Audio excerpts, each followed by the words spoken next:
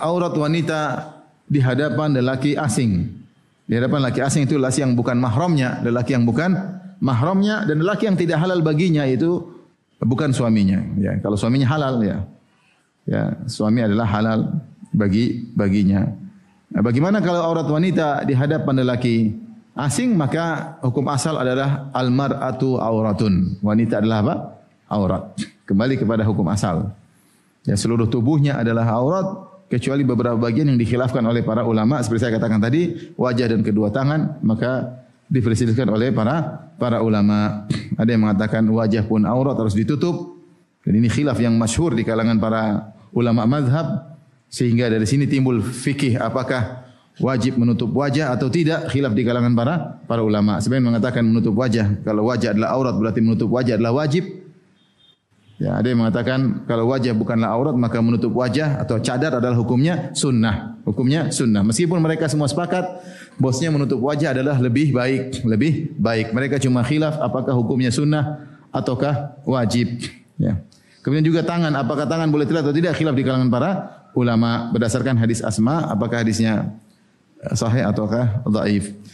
Intinya inilah perincian secara sederhana tentang aurat wanita di hadapan lelaki yang lain. Coba diulang, ibu-ibu. Ada berapa model? Pertama, wanita muslimah di hadapan suaminya. Ada aurat atau tidak? Tidak ada. Boleh lihat semuanya. Yang kedua, wanita muslimah di hadapan apa? Mahramnya, yaitu yang biasa dia ya itulah ya. Kemudian yang ketiga, wanita muslimah di hadapan muslimah yang lain. Yang keempat, wanita muslimah di hadapan wanita kafirah ya. Kemudian yang kelima, wanita muslimah di hadapan lelaki ajnabi, lelaki asing. Sudah tadi kita jelaskan. Dari sini perlu kita ketahui, maka tidak boleh seorang wanita muslimah membuka auratnya di hadapan wanita muslimah yang lain, yaitu membuka kemaluannya, membuka pahanya. Ini enggak boleh. Dia melanggar aturan Allah Subhanahu wa taala ya. Karena bisa menimbulkan juga hal-hal yang tidak diinginkan ya. Hal yang tidak diinginkan ya. Ini yang pertama. Sekarang terkait masalah kedua,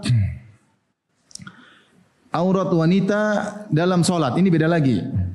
Auratul mar'ah fi salat. Ini masalah kedua adalah aurat wanita dalam solat. Ini perkara yang berbeda. Kalau yang tadi kita bahas adalah aurat wanita di hadapan lelaki atau di hadapan pihak yang lain. Ini aurat dia di hadapan Allah ketika sedang solat meskipun tidak ada orang.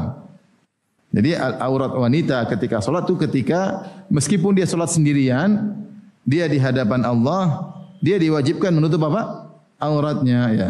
Rasulullah bersabda, la yaqbalullahu salata haidhin illa bi khimar. Allah tidak menerima salat wanita yang sudah balik kecuali pakai khimar. Nah, sejauh mana aurat wanita ketika dia sedang salat? Karena kalau auratnya terbuka maka salatnya batal. Salatnya apa? Batal karena disyaratkan bagi seorang wanita ketika salat menutup aurat. Sama laki-laki juga. Laki-laki meskipun salat sendiri harus tutup aurat atau tidak? Tutup aurat. Maka di antara syarat salat adalah satrul aurah. Di antara syarat salat adalah satrul aurah, menutup aurat. Meskipun tidak ada orang.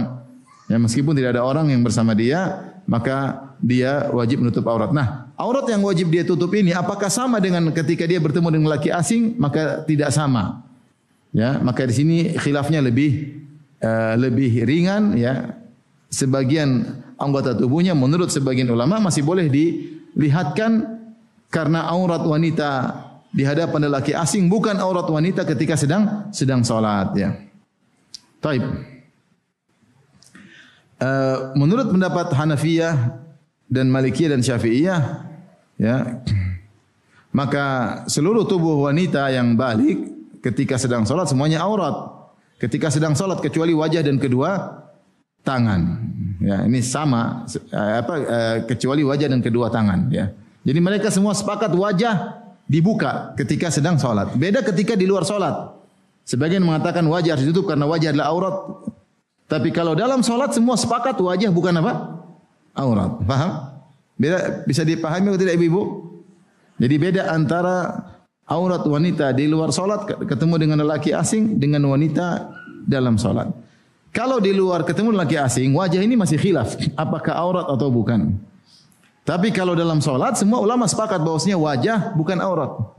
Wajah bukan aurat, maka tidak mengapa wajah dibuka ketika sedang solat. Bahkan harus dibuka.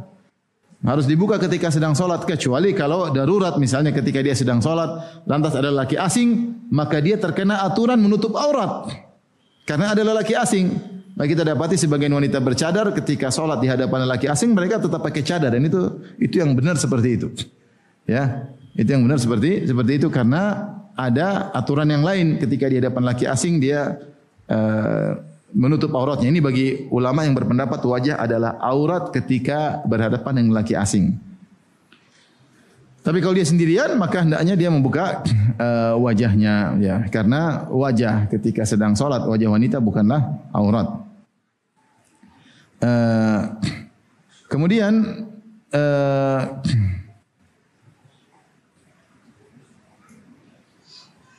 dalam riwayat meskipun di sini disebut juga bahwasanya sebagian ulama Hanabilah, ya, Allah alam, ini disebutkan tetap memandang bahwasanya wajah adalah aurat, ya, meskipun dalam salat. Allah alam, ini perlu dicek kembali, ya. Kemudian Hanafiyah khilaf tentang zahirul kaffain, tentang ini. Apakah ketika salat yang boleh dibuka cuma dua-duanya, batinul kaffain, bagian batin, bagian dalam tangan, dan juga zahirul kaffain, ya, ataukah yang boleh dibuka cuma yang ini, yang di luar tetap ditutup, ya. Yang benar menurut pendapat yang dipilih oleh ulama yaitu bahwasanya dua-duanya bukan aurat. Dua-duanya bukan apa? Aurat. Maka ketika salat tidak mengapa terbuka punggung maupun apa? Maupun batin kedua tangannya.